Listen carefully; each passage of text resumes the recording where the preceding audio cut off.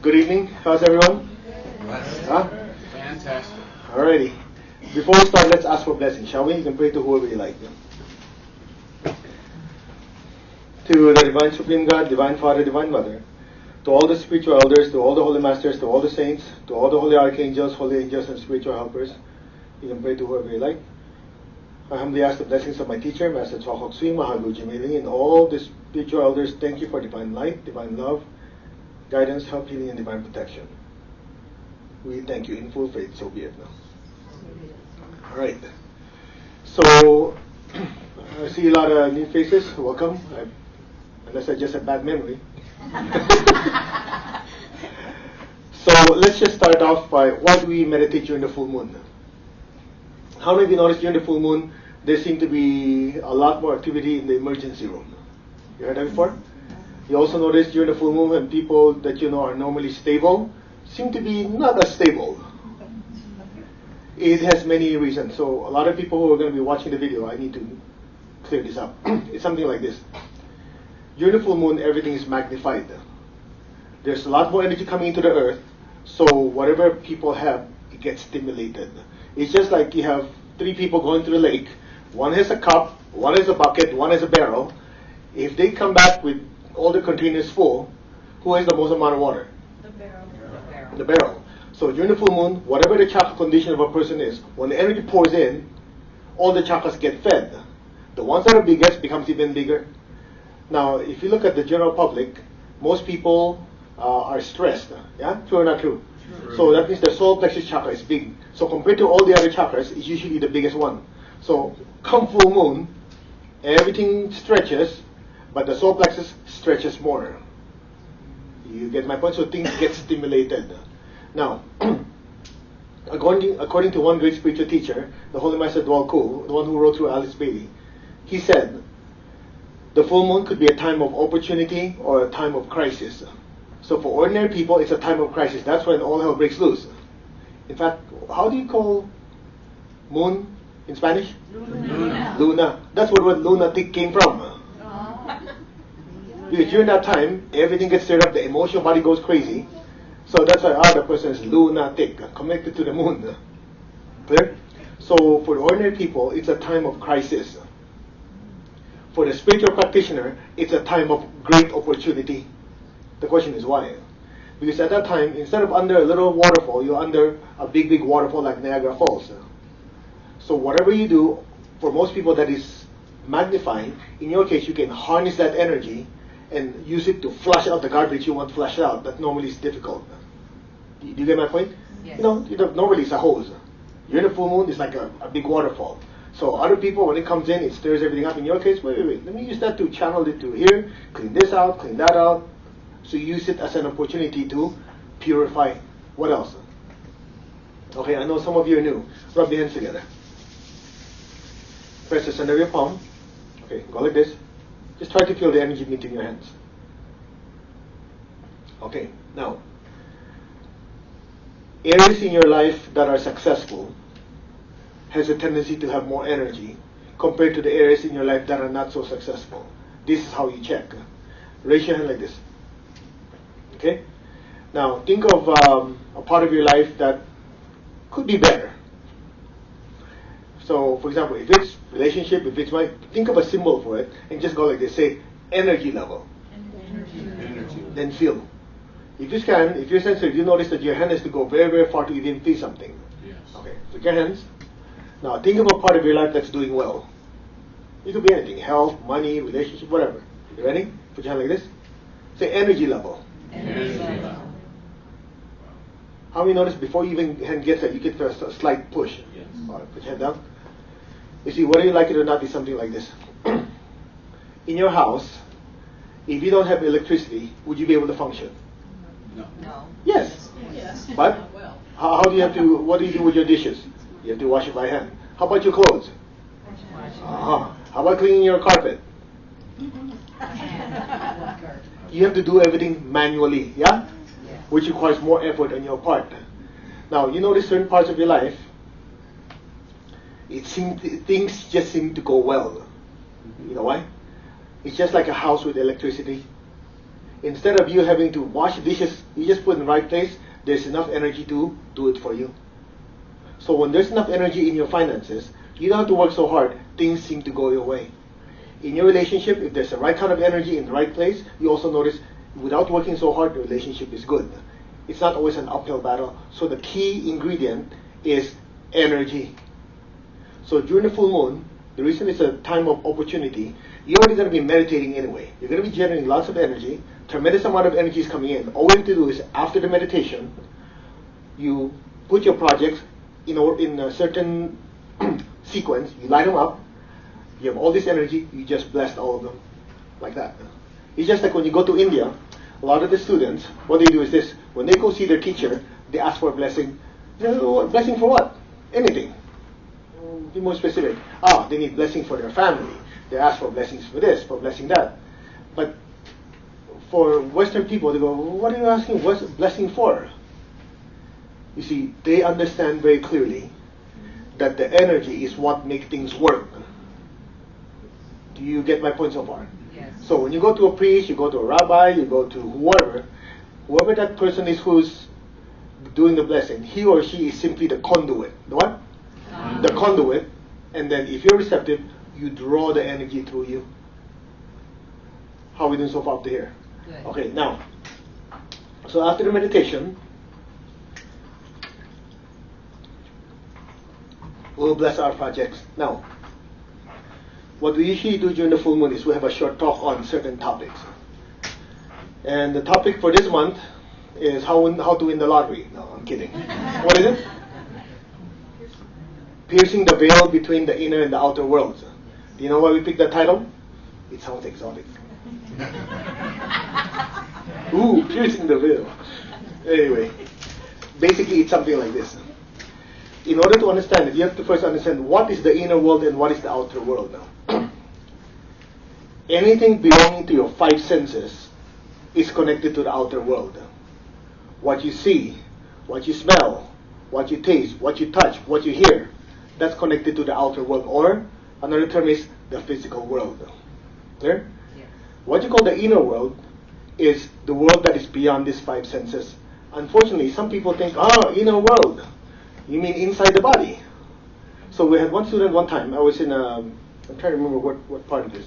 I was talking about meditation, spirituality, connecting to your higher self, connecting to God, so on and so on. And she pulled me to the side, she goes, there's a part I don't understand. The way I was taught, God is within, inside. And here you are talking about the light on top of your head, and so on and so on. You see, the way she understood by inner is literally inside. If that's the case, then every medical doctor that does a heart operation should see God inside the body. You get the point? Yeah. She was taking it literally as in inside something inner. That's not the case. The reason it's called inner, it's beyond the five senses, it's beyond something that is obvious. So inner means something that you have to look for. That's why Master Cho, when he formed his school, he called it the Institute for Inner Studies. Inner studies means studying concepts or teachings that are beyond what is known to the general public, so it's inside. Okay, let me put it another way. You remember in the Bible, what did the Lord Jesus say? To you I give the keys to the kingdom of heaven, to them I give parables. Remember that? Yes. In other words, to you I give the deeper stuff, to them we give them stories, because it's just like children. If you tell them too much, they cannot absorb. You have to tell them in stories, in simple terms. Are you guys okay? Yes. In Egypt, it used to have what they call greater mystery schools, lesser mystery schools. That terminology says greater mystery schools are the more advanced techniques, the inner teachings. Lesser mystery schools are the what? The ones for the general public. In Buddhism, you have inner Buddhism, you have external Buddhism. Every spiritual practice have the teachings for the inner students and the outer students. How are we doing so far up to here? Good. So do not get stuck where inner is inside. Oh, let me find God. Oh yeah, right there. Inner means what? Beyond something that is external. Okay? Now, the question is, what is that veil? That veil could be symbolic or it could be actual. Is this too technical for you guys? No. Well, if not, just do your best. So when you say the veil, symbolically could be, a lot of people are, how do you call it, attached to the physical realm. In other words, if you think about it in a day, how much time and attention do you put on the physical things around you? In your waking moment, pretty much 80-90% of your attention, right? Mm-hmm. So that's the physical realm, the outer world. The veil is the one where you make that transition from the physical world to focusing within. Like what? Prayer time. Things that are beyond the five senses. That is your inner life. Your what? Inner life. So every person lives two lives. The outer life and the inner life. That's why Charles Ledbetter and a lot of these great spiritual teachers, they always talk about the outer life and then the inner life of the disciple. The inner life is your prayer time with God. Your inner life is your time of meditation. Your inner life is studying the principles you've learned and reflecting on it. You with me so far? Yes. So that veil symbolically is actually taking the time, opening that veil and say, look, I spend how many hours of my waking moment on the physical realm, working hard, trying to make money, to do this and that. Now it's quiet time. That's like opening the veil, going within, meditating, and working on your inner life. Are you with me so far? Yes. That's symbolic. Now what is actual veil? In pranic psychotherapy, this is in the book, so this is your chakra. Behind the chakra is a webbing, like a screen door. That screen door behind the chakra is what prevents negative energy floating around the inner world to entering your system. So, this veil, when you do a lot of meditation and spiritual practice, at some point, it thins out. Okay, what do you mean by thins out? Anybody got a napkin? Anybody? Can you borrow a napkin, somebody? No use. We don't like that kind of stuff. You want a clean veil. Unused veil.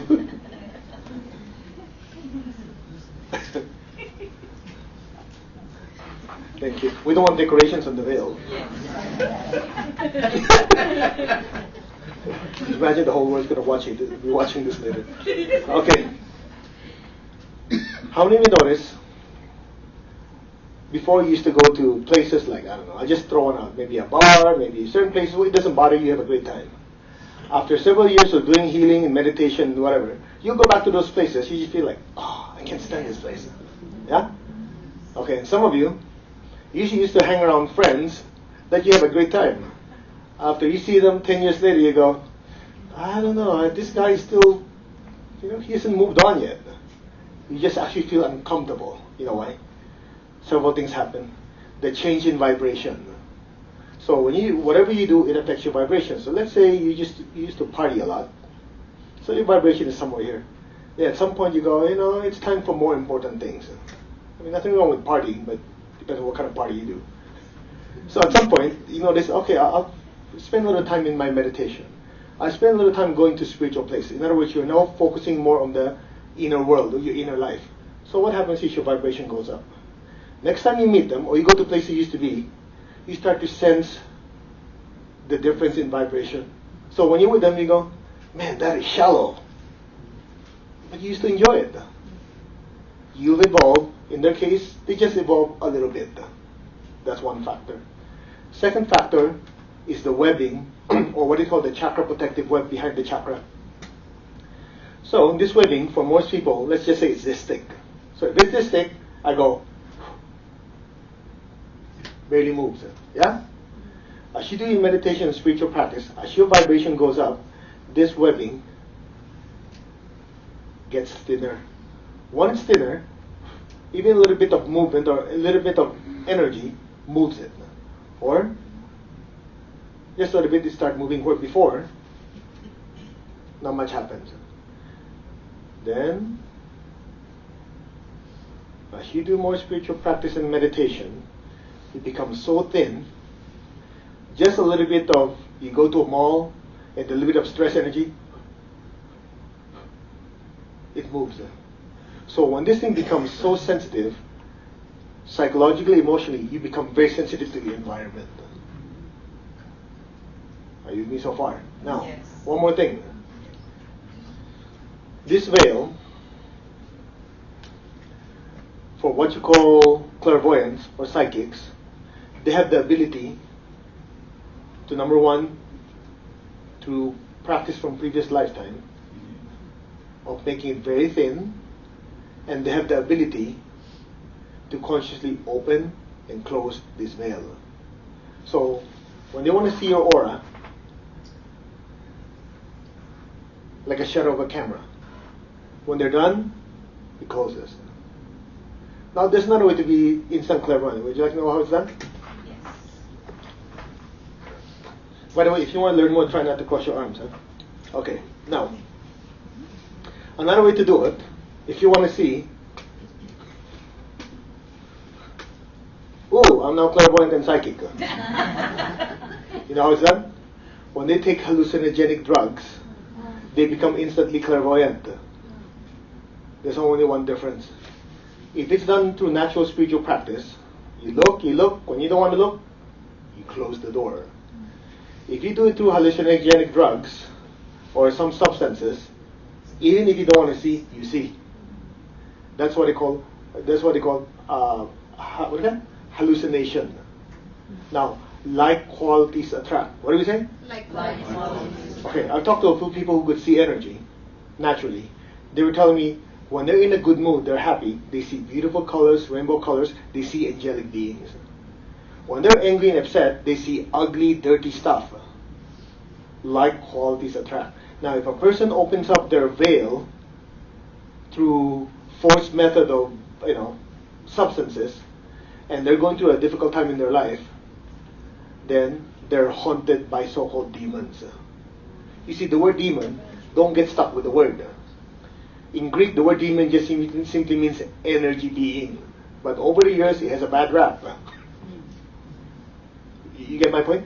Demon just simply means energy being. It just so happened, when a person forced those webbing to open through hallucinogenic or certain substances, and they're going through difficult times, they see energy beings, but belonging to the very, very low level of evolution. That's why they look scary. Are we communicating? Yes. So when they say the veil will be pierced, it could be symbolic where through meditation and spiritual practice, you're able to experience your inner life and inner world through meditation and, having, devotion. Like some people when they pray, or Mother Mary, or whoever they pray to, they feel the heart expanding, they see lights. They're able to pierce the veil between the physical world and the energy world through love and devotion or meditation. The other way to do it is how? The way that's not recommended. How much more you want to know? More. Okay, now, this chair? It looks solid, right? Yes. But it's not solid. No. In between each molecule is a space. In between the molecules is a space. In between the atoms that make up the molecule is a space. In between the electron and the nucleus is what? Space. Space. Now, if you study Buddhism, they would say, well, it depends who you talk to. People who are very, let's just say, haven't studied the deeper stuff yet, they will say there's no God. But the ones who are more advanced, they say God is nothing. There's a difference. No. If you study Hinduism, they say God is sunya. Sunya means nothing. When you say God is nothing, it is actually correct. You know why? Nothing means it's not made of matter. It's made of pure energy, not a thing. When you study Einstein's theory, E is equal to mc squared. That energy is not the energy we're talking about. The energy we're talking about does not have m, because m is still mass. Are you guys okay? This is too technical. No. Okay, so when you do meditation, the first thing you do is what? You try to sit comfortably so your body is immobilized. It's what? Immobilize. So, as it's not moving, it allows you to tune inwards. What do you tune into? You tune into your emotions. Because the body's not moving. Then you start sensing, oh, are emotions happy? It's sad? What's going on? At some point, you become still. The emotions calm down. Then you start observing, wait a minute, the emotions are calm, but I notice my mind jumping all over the place. I think of this, I think of that, I think of this, I think of that. Then you go, okay, let's just wait. The body's not moving. The emotions are calm. I notice the thoughts are getting less and less. At some point you notice the mind, you don't think of anything, but you're still observing yourself observe. So there are no thoughts going by, it's just quiet. When it's quiet, you experience a certain stillness. When you experience that little stillness, and you really let go, some of you will feel like, oh, that's strange. How come I'm not feeling anything, sensing anything, but somehow I can feel like I'm floating or I'm going somewhere? That's what the Hindus in the Hindu tradition called expansion of consciousness. Okay, let me put you in everyday term. If I have an ice cube, it has a definite shape or form. Yes? Yes. Once it melts, what happens? It starts to take on the form of the area or the container. So it becomes more formless. That's like your emotions. The ice cube is like your physical body. Then at some point, when the water starts to evaporate, the particle becomes smaller. And what happens? It rises and expands. That's like your mind or your thoughts. So when you immobilize your body, emotions are calm, the mind becomes still. At some point, you notice your thoughts start to almost dissipate. But the interesting part is, that act of dissipation, you can feel like you're expanding, but you're still aware that you're expanding. Am I losing you? No. Anyway, some of you have meditated, know what I'm talking about. The rest of you who are new, just keep it in your daily banks. At the right time, you'll know what we're talking about. Then at some point, it's just like the water vapor now becomes part of the atmosphere. That's the simplest way to explain oneness. You see, when you're meditating, you try not to move your body. You immobilize the body to be aware of the emotions. You stabilize or calm down the emotions to experience your thoughts. When the thoughts become calm, you start to experience a stillness and you start growing and expanding. Okay, not too clear. Let me put it another way. You know that space in between the molecules? Yes. Space between the atoms, space between the electrons and the nucleus? There is absolutely, what is it? Absolutely. Absolutely no way you will know what's in there as long as you're stuck with a physical form. Because that space in between can only be penetrated by similar frequency. In other words, some of you, when you start doing meditation, when you actually let go, you start experiencing yourself penetrating to the walls, you start experiencing your traveling and going somewhere. That's because you get to realize for the first time that you, the real I, is made of pure light. And that light is the only substance, for lack of a better term, that can penetrate to that space. How much more can you handle? More. Oh well, anyway, just do your best. Some of you go, what the heck is he talking about? Oh well, just doing my job. Okay. When you penetrate that space, you'll find something interesting. That within that nothing is actually everything. Okay, not too clear. Okay, I pour this water here. Okay? Now watch. Where is it now? But which part of the bottle? Everywhere. It's connected to everything. So what happens when you do your spiritual practice of meditation? There's a sense that you have the individual consciousness, like, yeah, I'm the one thinking, I'm observing. At the same time, you feel like you're connected to everything. That's what you call oneness. How much more can you handle? More. You sure? Yes. You know, people have read books and books and books to understand what was explained to you in 10 minutes. But let's do a simple experiment to make it more real, shall we? Yes. Say 1, 1, 2, 2, 3, 3, 4, Okay, between 1 and 2 is what? Don't say 1.5. Nothing, right? You hit a pause. 1, before you went to 2, there's a pause. 2 and 3? 3 and 4? A, B, C, D. What's in between each of the letters? Okay, watch. Say 1, 2, 3, 4 as fast as you can. 1, 2, 3, 4. Faster. 1, 2, 3, 4. Can you get away from the space? No. Okay, you say, well, of course my mouth can only move so fast. Do it in your mind. Can you get away with it? You can't. You know why? Maybe we're sharing too much. Huh? You see, in Taoist teachings, they talk about yin and yang. This yin and yang can be applied many, many different ways. They say the man is yang, the woman is yin. They say darkness is yin, light is yang. Whatever, it's all relative. But the deeper teaching is this. When they say yin and yang, when you're counting, that's yang. In the space, when you're not aware of anything, that's the yin. 1, 2, 3, that's like the will. When the area that you're not paying attention, that's when you're not using will, you're letting go, that's the yin. Okay, let me put it another way. Let's give it a shot. Just open your palms. You can write later. This part you can't write anyway. You know why? Because it's formless. I'm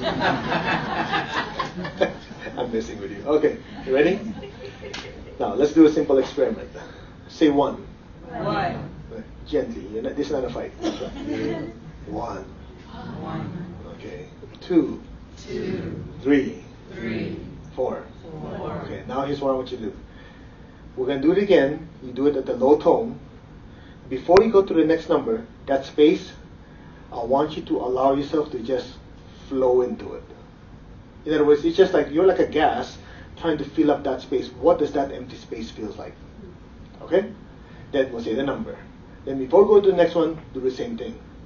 So the idea of this experiment is to give you a little taste of what it's like to experience what that nothingness is. I mean, you're stuck with me for another hour or so. You might as well enjoy it. Okay? You ready? Okay. Close your eyes. Say 1. Now allow yourself to just experience what that space feels like. 2.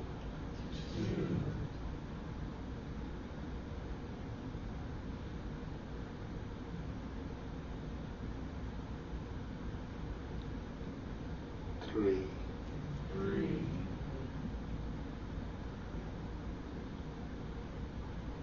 4. Let's do it again. This time silently. Silently say 1. Now allow yourself to just flow into that empty space.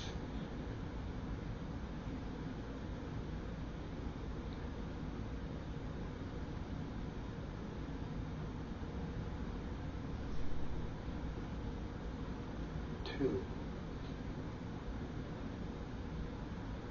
Be still and let go of yourself in that nothingness.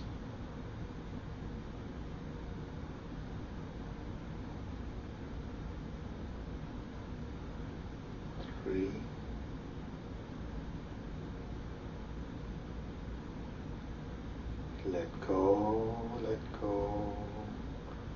4. Allow yourself to just dissolve into that empty space. It's just a space in between numbers, that's all. Just let go. You're like water vapor dissolving into this space. Let go. Now.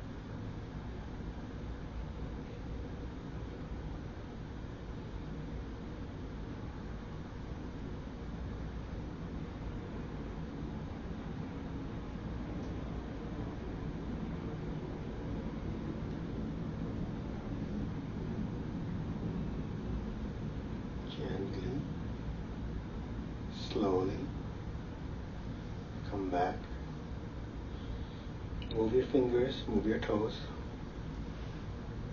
Gently, slowly, come back. Take your time.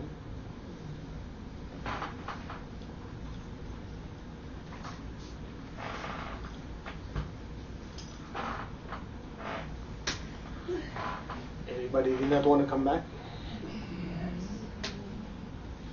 You know, some of you who did not experience much don't feel bad. Because the first time I did that, I was going like this.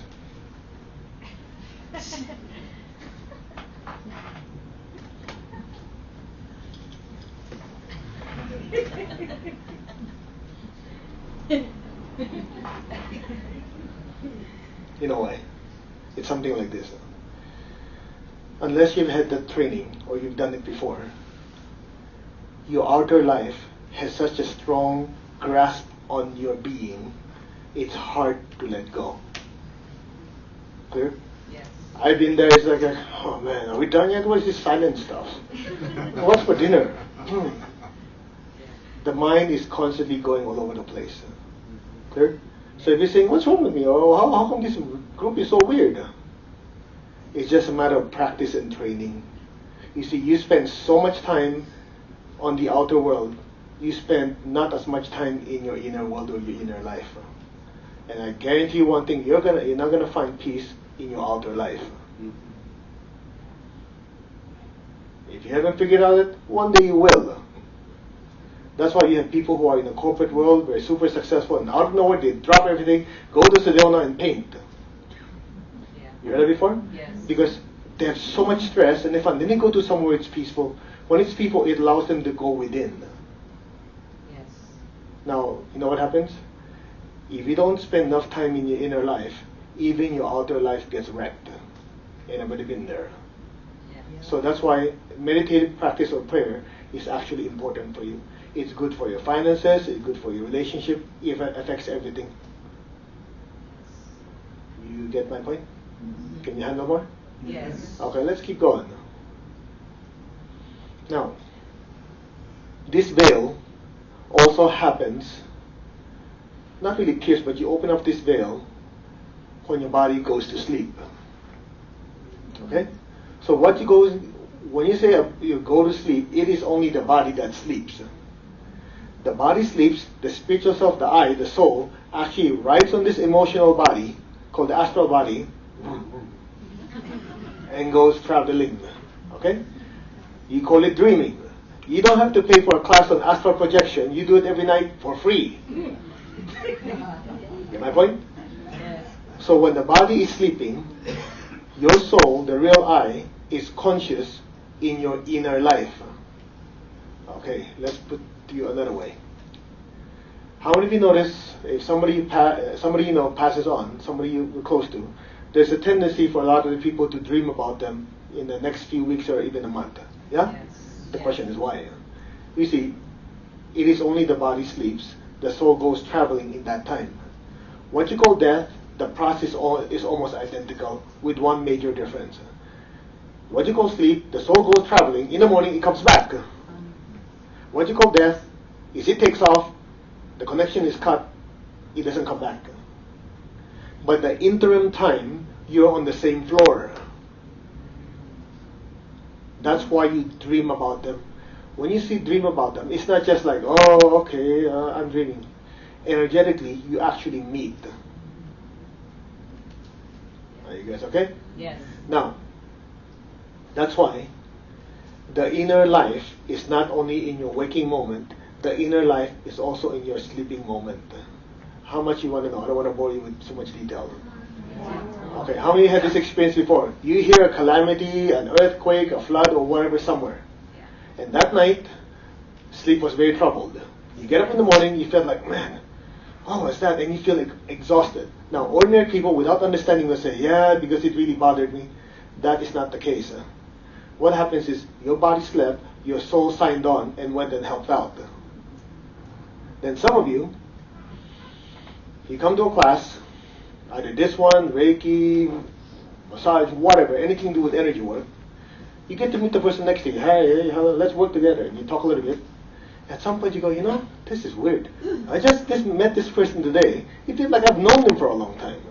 You know what? Because you have.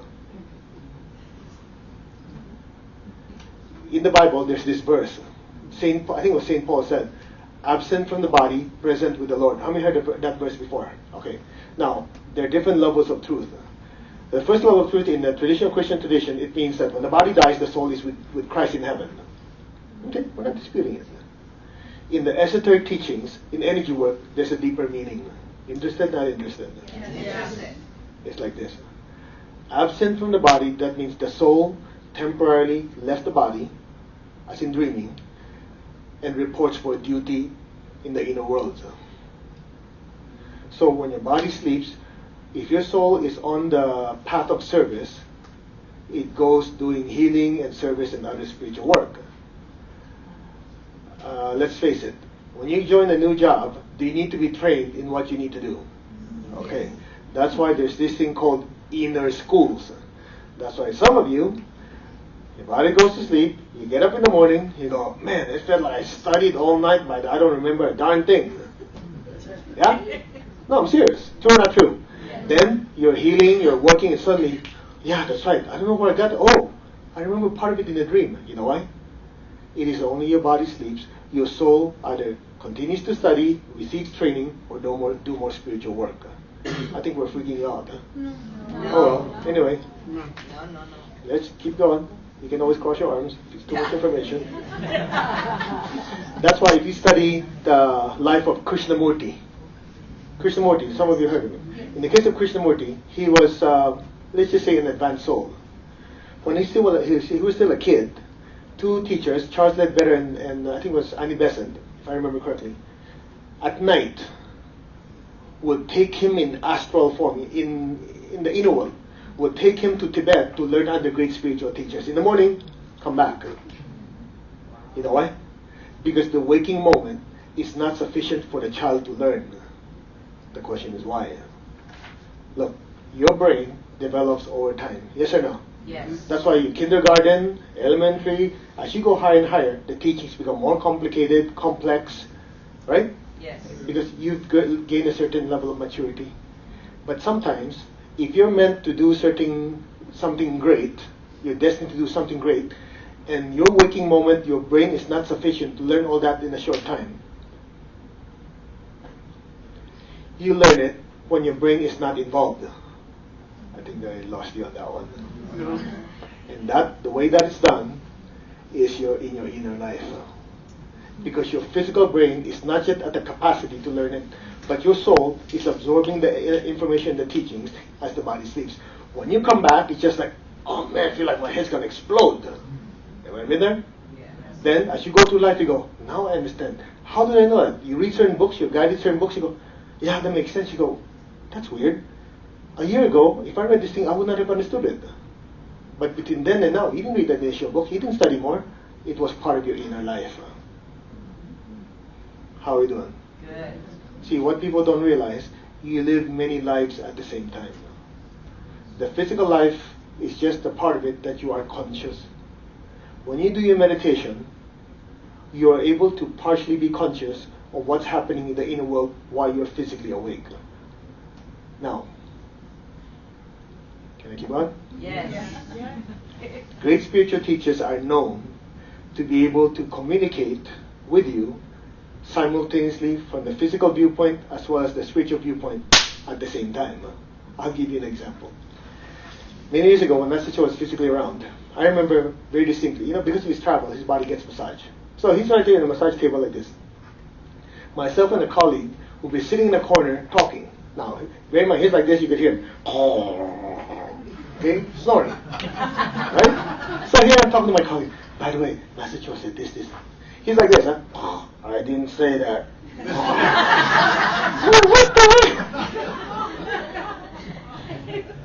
the physical world, you see, when you do spiritual practice at a certain level, literally that veil is so thin that there's information being gathered from both sides simultaneously.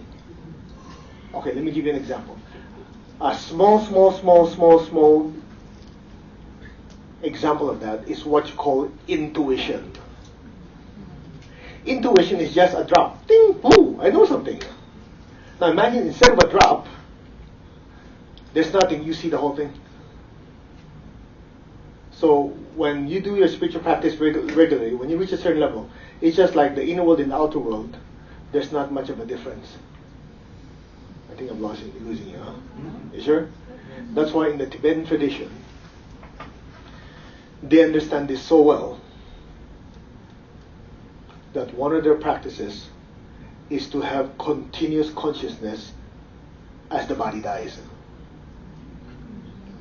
You understand by continuous? It's just like they don't realize the body, they just, okay, they're talking to you, now the body's dropped, okay, I'm still talking to you. Alright, maybe this will help. Some of you had this experience before. You're meditating, and suddenly you're looking at yourself meditating on top. Yes.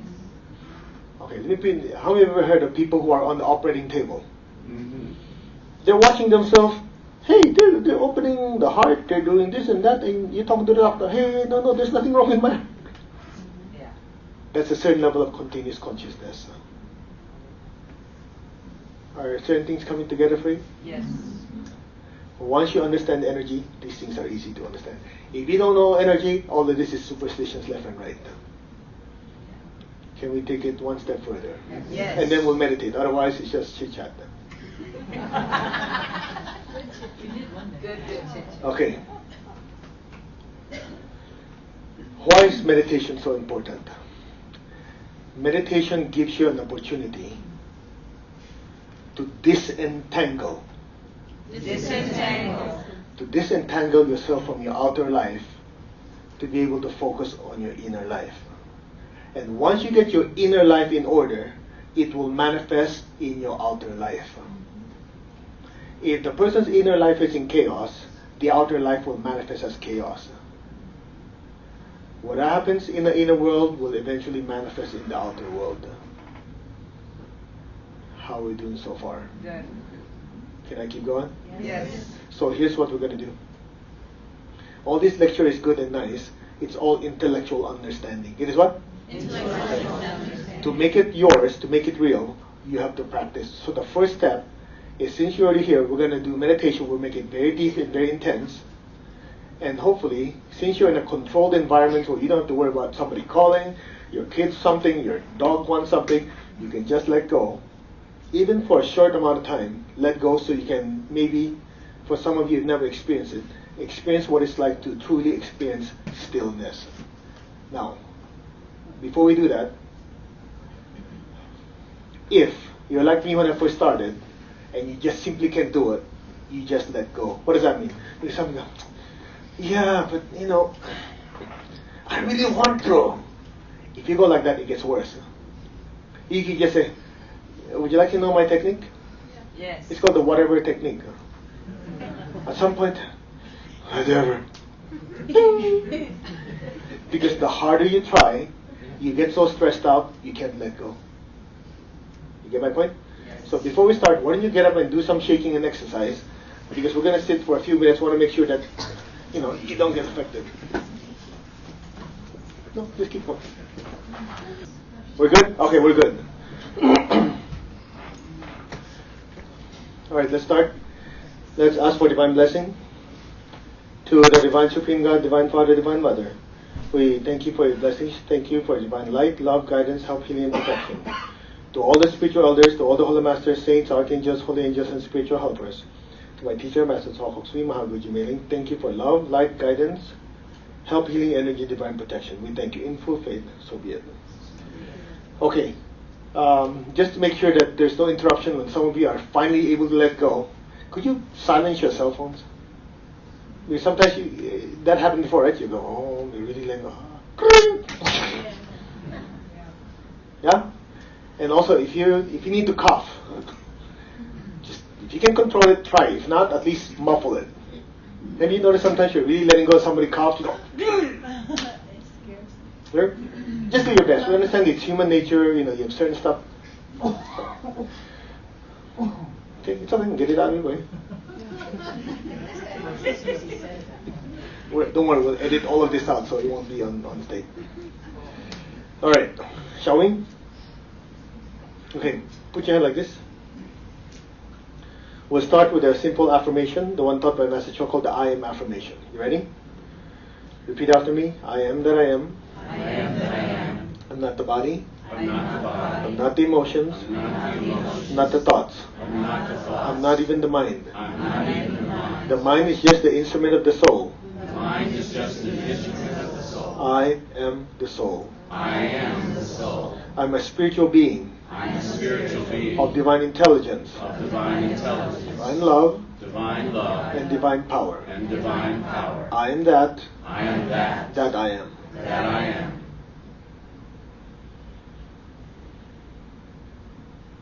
Just maintain your stillness. Put your attention above your head. I am the soul.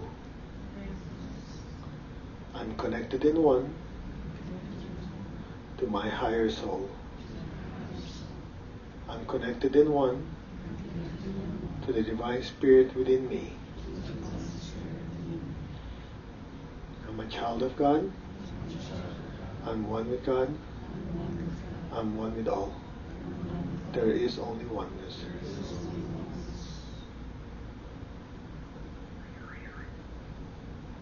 Allow your attention to just rise higher and higher. There's a brilliant light way above your head. Look at that brilliant light. Look at that light and just say, I'm that. That light I am. Just gently allow yourself to rise higher, higher, higher. Allow yourself to just melt into that light.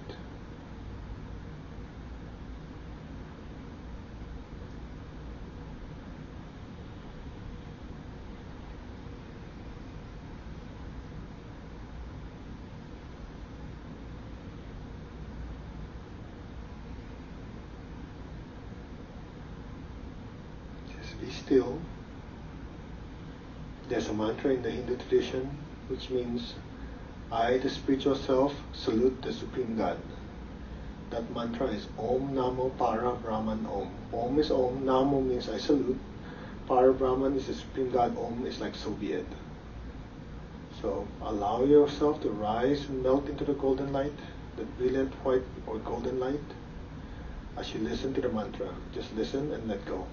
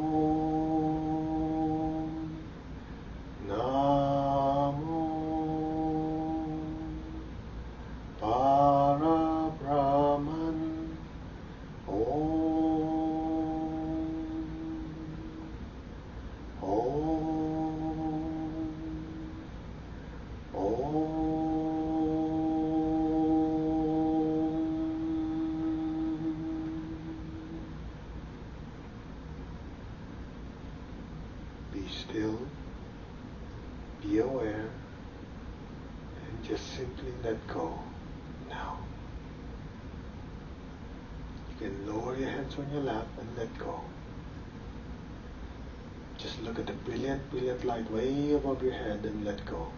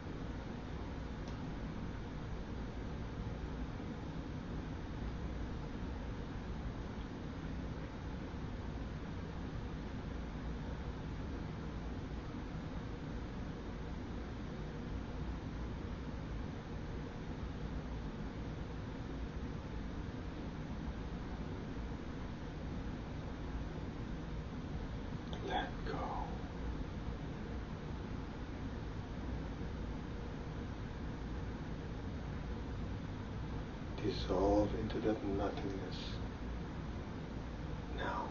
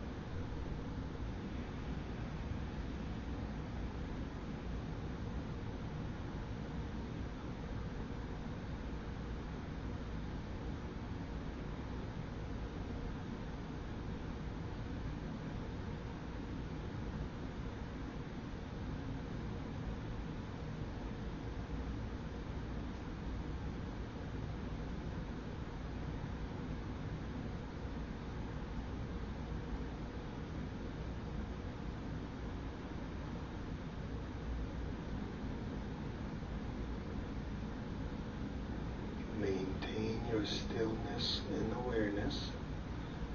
Maintain your state of oneness. We are one. As you maintain the state of oneness and stillness, gently raise your hands in blessing position with your hands facing forward. Focus on your heart. Imagine beautiful pink light from your heart flowing to your hands, blessing the entire earth. Maintain your state of oneness and stillness. Lord, make me an instrument of your peace. Wherever there's hatred in the world, let me sow love. Let every person, every being on earth be blessed with peace and with love. Where there is injury, let me sow pardon and forgiveness. Where there is doubt, faith. Where there is despair, hope. Let every person, every being on earth, without exception, be blessed with divine peace, with divine love, with a spirit of forgiveness, with hope and faith, with light and joy. So be it. Bless the entire earth. Bless every person, every being with peace, with love, and healing. So be it.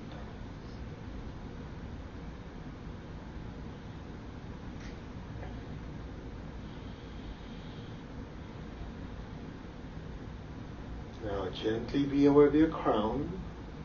Your crown is filled with golden light. Maintain your stillness and awareness. The golden light flows down to your hands to the earth. From the heart of all-loving God, through my soul and through my entire being, let every person, every being on earth be blessed with loving kindness, with great joy and happiness, with understanding, harmony, and divine peace.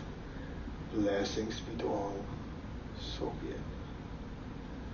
Bless the entire earth with golden light.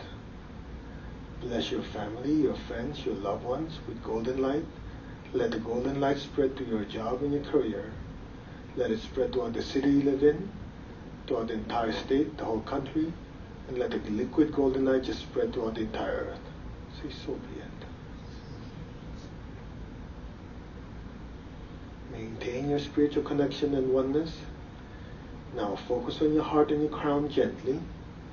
Let the golden light from both the heart and the crown just pour down to your hands to the entire earth. From the heart of God, let every person, every being without exception be blessed with love and kindness. Let all be blessed with inner peace and inner healing. Let all be blessed with understanding, with goodwill, and the willingness to do good. So be it. Blessings be to all.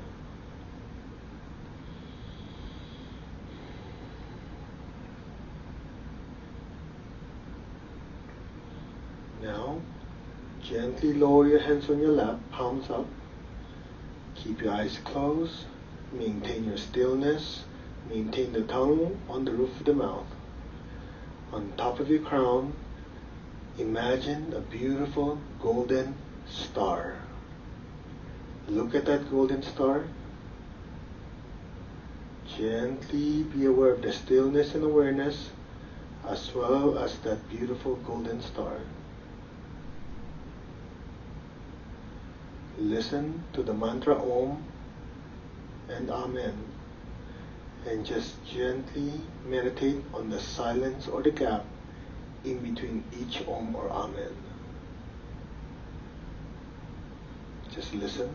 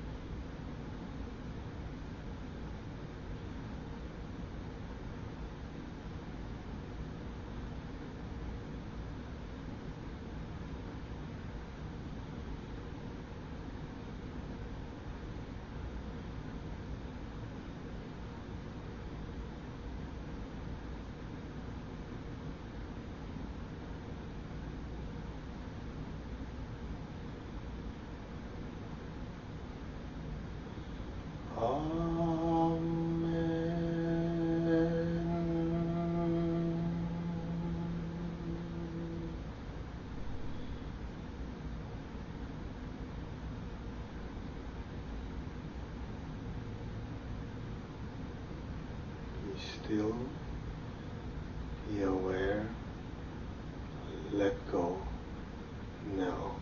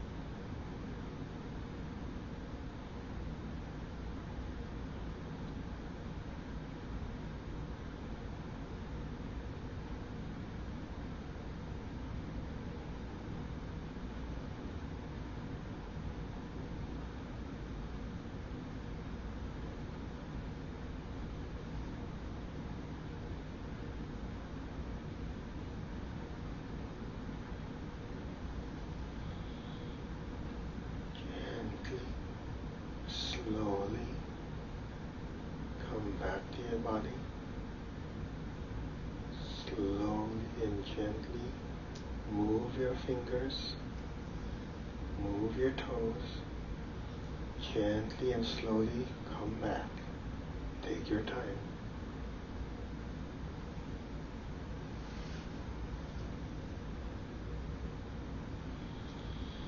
To release the excess energy our body cannot absorb, could you kindly raise your hands again in blessing position?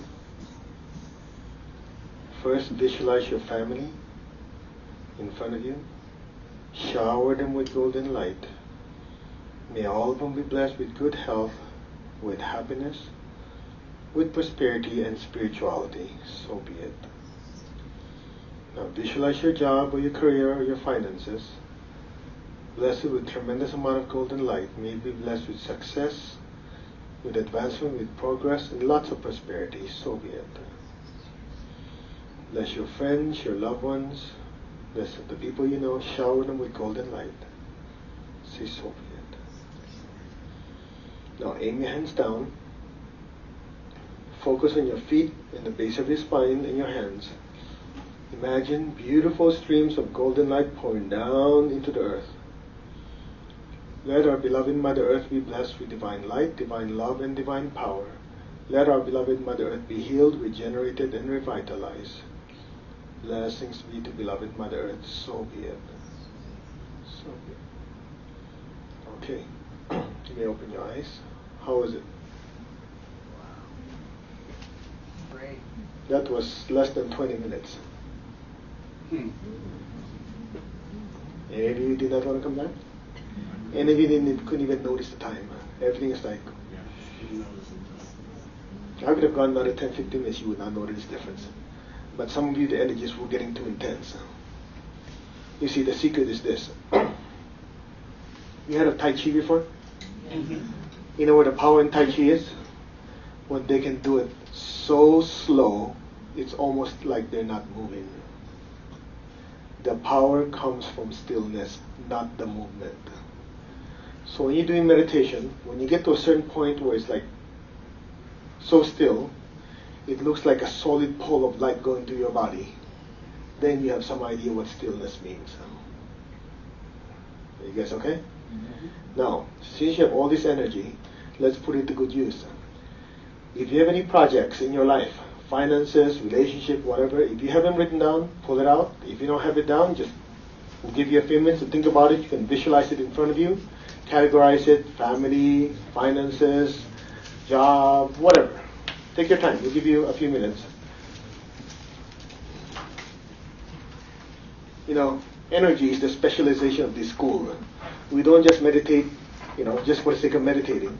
We do it for spiritual growth, so on and so on, but we also utilize that energy to improve our outer life. Oh, wait.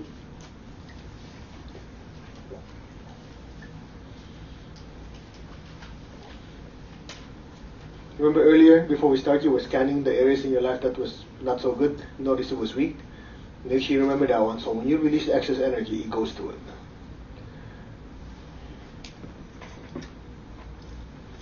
Guys ready? Okay, if you've written down whatever, just put it in front of you. Everybody raise your hands when you're ready. We'll wait. Just take your time. Just hurry up. Gotta put that in. Okay. Okay. Now just form an intention. All these projects, all these things in your life that needs a blessing, just put it right in front of you. Just say, we are one. We are one. We are one with God. We are one with all. We are one with all. So be it. So be it. Okay. Now, just form an intention that whatever excess energy your body cannot absorb and all the energy from this meditation, just focus it towards those objectives, fill it with golden light. Just take your time. Just breathe. Just let it pour like liquid light coming out of your palms.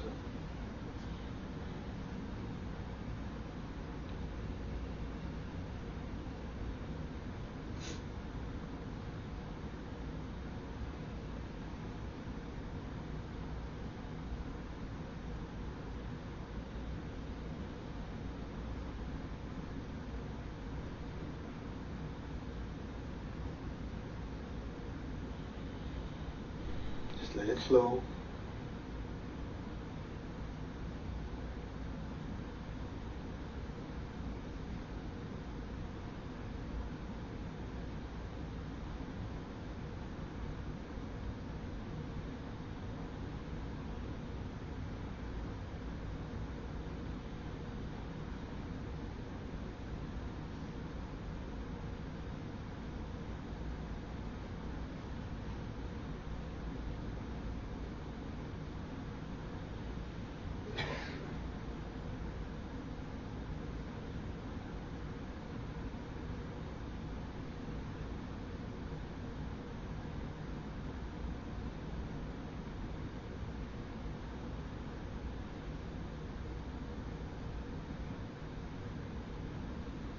Keep going. Relationships, money, health, okay, opportunities at work, just bless it with success, with progress.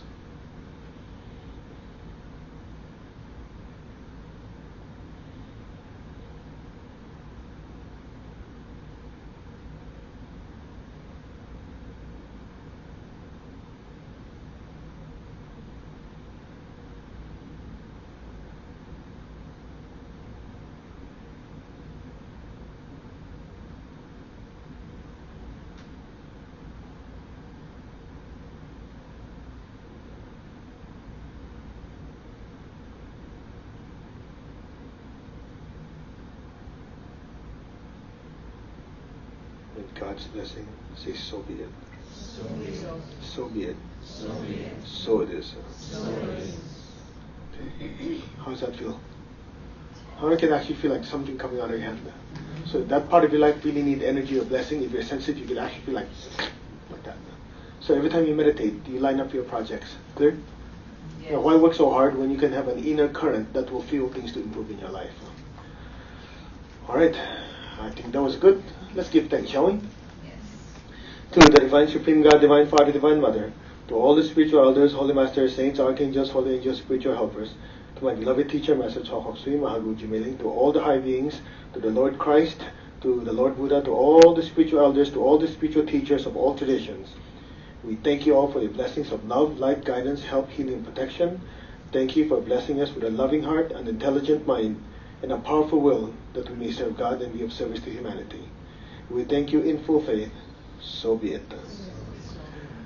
All right. Namaste. Namaste, everyone. Thank you for surviving the meditation. I did tell you it's going to be intense. All right. The ones who are going to be watching, I have to talk to them too, you know. Okay, thank you for joining us. Could you pick up the camera, just turn around? You guys say hi, hello. Say hi, say namaste, hello. So at least they know I'm not talking to a wall. You know? Okay, so the ones who are watching, thank you. Please leave us feedback. You guys know the drill. Okay, leave some feedback. Okay, aim it a little higher, not on my sex chakra. Okay. Down here. And give us some feedback. Namaste. We'll see you again next time. Good night. Bye.